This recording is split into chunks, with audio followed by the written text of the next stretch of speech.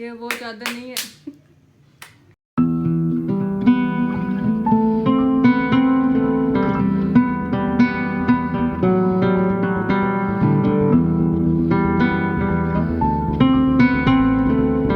I know you told your friend you're not okay, and tell me what's wrong and why you never said.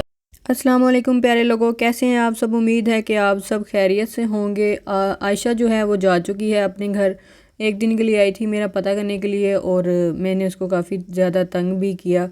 फिर वो चली गई यहाँ से। और अभी फ़िलहाल मैं अब्दुल्ला के साथ आ गई हूँ सब्ज़ी लेने के लिए। पहले मैंने कभी भी नहीं परचेज़ की थी, लेकिन अब ये एक्सपीरियंस भी होता जा रहा है। सब्ज़ी काफ़ी ज़्यादा प्यारी लग रही थी, सेटमेंट की हुई थी बड़े अच्छे तरीके से। तो मैंने अब्दुल्ला से बोला कि मुझे इसका एक क्लिप बना दो। क्लिप उसने थोड़ा सा सही नहीं बनाया। वो जैसे अपनी टिकटॉक की वीडियो सेट करता होंगी बोंगी सी, उसी तरह से उसने ये वाली वीडियो भी बना कर दी है। तो बस इसको इग्नोर कीजिएगा ज़रा। जब हम यहाँ से सब्ज़ी ले रहे थे तो एक मेरे साथ एक आंटी खड़ी हुई थी, साथ उनका एक छोटा सा बेटा भी था। वो बेटा कहीं जा रहा था कि ये वाली सब्ज़ी ले लें, ये वाली लें, लेकिन उनकी अम्मी ने उनको डांट के चुप करवा दिया, चुप कर जा, ये नहीं पकाना मैंने।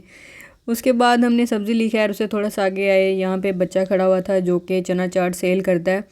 मैंने पहले भी आपको बताया था कि हमारे इस रोड के ऊपर काफ़ी ज़्यादा बच्चे हैं जो कि काम करते हैं, और इनके स्कूल जाने की एज है, लेकिन ये काम कर रहे हैं सारे। लेकिन ये अच्छी बात है कि ये अपना काम कर रहे हैं बजाय कि मांगने के। एक हमारे घर में मांगने वाली लड़की आती है जितना ये बच्चा है उतनी ही वो बच्ची है वो भी। और वो ऐसे है कि वो जब आ जाती है, जितनी देर आप उसको पैसे नहीं दोगे वो जाएगी ही नहीं। वो आज भी आई थी मेरे घर। मैंने उससे पूछा कि क्यों आई हो, तो उसने कहा मेरी मामा मुझे कहती हैं कि पैसे मांग कर लाओ। वो फिर उसको पैसे दें फिर भी वो नहीं जाएगी। फिर वो कहेगी अब मुझे खाने के लिए भी कुछ दे दें। तो ये अच्छी आदत नहीं डाली हुई अपनी बेटी को किसी के घर में भेजना कि जो अभी मांग कर ले आओ।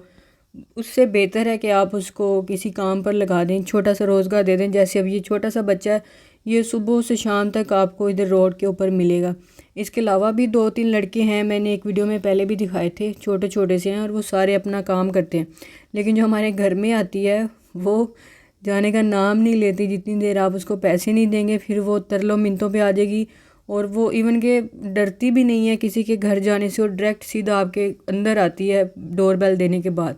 यानी उसको ये डर नहीं है कि मैं किसी के घर जा रही हूँ, खुदा न खास्ता मुझे बंद ही ना कर लें, कुछ भी नहीं। वो बिल्कुल भी नहीं डरती। वो आके बैठ जाती है और बाकायदा कह रही होती है कि मुझसे कोई काम करवा लें फिर पैसे दे दें, बाहर से साफ़ करवा लें, इस तरह की। फिर वो बवेले करने लग जाती है।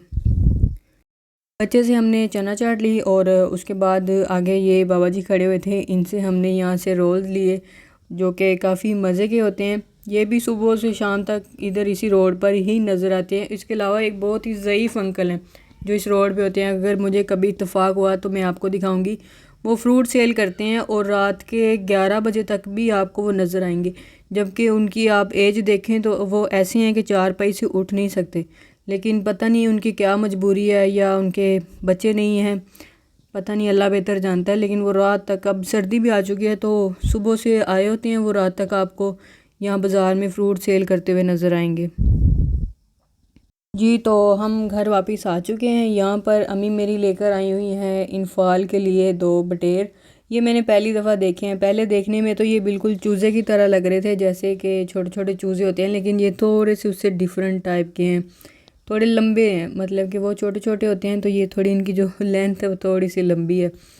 इन्होंने पहले ये पिंजरे में बंद थे तो ऐसे लग रहा था कि ये चल ही नहीं सकते, बिल्कुल मज़ूर से हैं।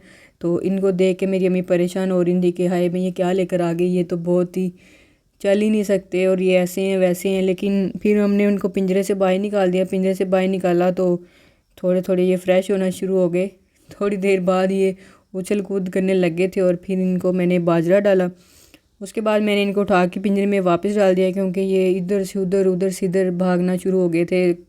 रूम्स में जा रहे थे, कारपेट के ऊपर जा रहे थे। तो मैंने कहा इससे पहले कि ये यहाँ पे गंद डालना शुरू कर दें, मैंने इनको उठा के तो पिंजरे में बंद कर दिया था। यहाँ पे इनफाल की चाची भी बैठी हुई थी, और जो एक छोटे वाला था ना, वो भाग भाग के उसके पास जा रहा था।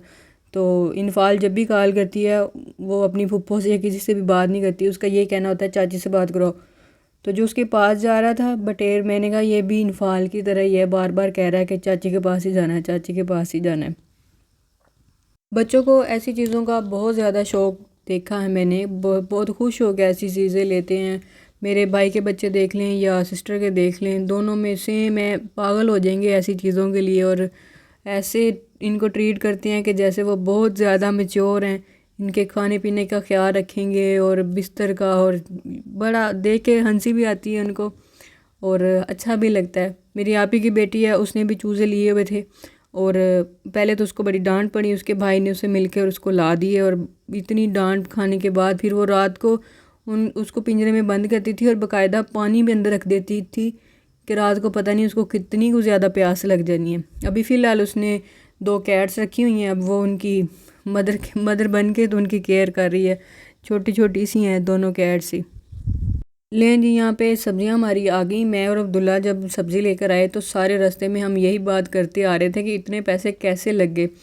एक टाइम था कि जब मेरी अम्मी हमें बता रही होती थी कि ये चीज़ ऐसे मिली है और ये चीज़ ऐसे मिली है, और हमने कभी ध्यान दिया ही नहीं था कि अम्मी क्या बता रही हैं या इतने पैसे कहाँ लगे हैं। लेकिन जब खुद लेने जाते हैं तो फिर पता चलता है कि क्या चीज़ कैसे सेल हो रही है। सब्ज़ियाँ लेकर आना अलग काम है और आकर उनको संभालना अलग काम है। यहाँ पर अब मैं इनको अलग अलग करूँगी, उसके बाद इन सबको वॉश करके तो जिधर जिधर जो जो रखना है वो सारा कुछ रख दूँगी। अगर यहाँ पे आयशा बैठी होती तो यकीनन ये काम उसी ने ही करना था और मैं सामने बैठ के तो उसको थोड़ा बहुत नोट कर रही होती लेकिन अब वो नहीं है, वो जा चुकी है, तो ये सारा काम अब मैं खुद ही करूँगी।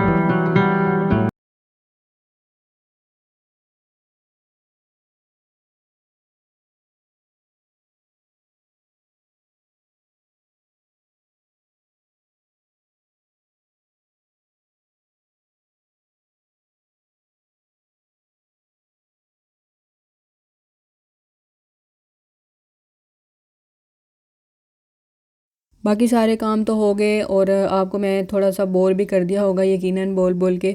अभी मैं यहाँ पे आपको 2 सूट्स दिखाने लगी हूँ जो कि मैंने जीवन मार्केट से परचेज़ किए थे। दोनों सूट बहुत ही ज़बरदस्त हैं। एक जो है वो मदर कलेक्शन में आ जाता है और जो दूसरा सूट है वो थोड़ा सा फैंसी सूट बना हुआ है। ये लीलन के ऊपर सूट बना हुआ है और इसकी जो प्राइस थी वो थी शायद 3000 या 3500 के करीब इसकी प्राइस है। शर्ट इसकी बहुत ही ज़्यादा प्यारी बनी हुई है, फ्रंट के ऊपर सारी इसकी एम्ब्रॉयडरी है। और अभी इसको फिर समझ नहीं आ रही अब्दुल्ला को कि इसका फ्रंट कौन सा और बैक कौन सा, कैसे शर्ट दिखानी है। फ़िलहाल मैंने इसे सीधा करवा लिया, इसको समझ नहीं आती जल्दी से, मोटा दिमाग है इसका बहुत ज़्यादा। यहाँ पे इसकी ये वाली शर्ट है, शर्ट के साथ इसका जो ट्राउज़र दिया हुआ है वो प्रिंटेड है और इसकी जो शाल है वो भी काफ़ी ज़्यादा प्यारी है। सर्दियों के कपड़ों की ये बात बहुत मज़े की होती है कि काफ़ी बड़ी बड़ी शाल्स आपको मिल जाती हैं, अलग से लेनी नहीं पड़ती। गर्मियों के दुपट्टे आपने देखे होंगे शिफॉन के अंदर होते हैं और वो फिर बाहर अंदर जाते हुए काफ़ी मसला होता है क्योंकि दुपट्टा बहुत ज़्यादा बारीक हो जाता है। और उसके अलावा ये वाला सूट है, ये सूट आपने मेरी वीडियो के अंदर भी देखा होगा। ये भी जीवन से ही परचेज़ किया था और ये बहुत गर्म सूट है। मदर कलेक्शन के अंदर ये सूट आ जाता है। वैसे लाजमी नहीं कि सिर्फ मदर्स ही पहने, बाकी भी पहन सकते हैं। कुछ लोग बहुत ज़्यादा लाइट कलर पसंद करते हैं तो ये उस हिसाब से बिल्कुल ठीक है, लेकिन मैं लाइट कलर नहीं पहनती, मैं डार्क कलर्स ही पहनती हूँ। ये सूट मरीना के अंदर बना हुआ है और काफ़ी ज़्यादा हैवी सूट है। दिया भी उसने बहुत महंगा था, काफ़ी बहस करने के बाद उसने ये सूट हमें दिया था और दिया भी ऐसे था कि जैसे कोई एहसान कर दिया इतना देके। वो बार बार यही भाई साहब कह रहे थे कि उरीगा सेंटर में 4000 का है, उरीगा सेंटर में 5000 का है। तो खैर काफ़ी बहस की थी। मैंने दे दिया सही तरह लो ना, जैसे लड़कियां लेती हैं। पता नहीं अब कैसे लेती हैं, मुझे चादर नहीं लेनी आती। ये वो चादर नहीं है।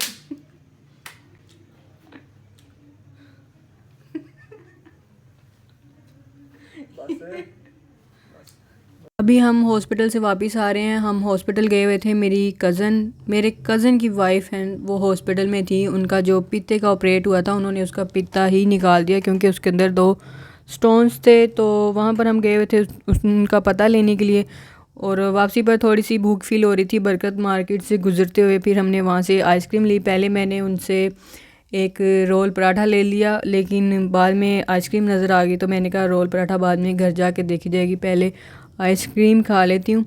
तो आइसक्रीम काफ़ी ज़्यादा मज़े की थी। और यहाँ पे बरकत मार्केट में इस कदर लोग आ जाते हैं मांगने वाले, कहना नहीं चाहिए, लेकिन इस कदर आपको तंग कर देते हैं कि आपकी सोच है।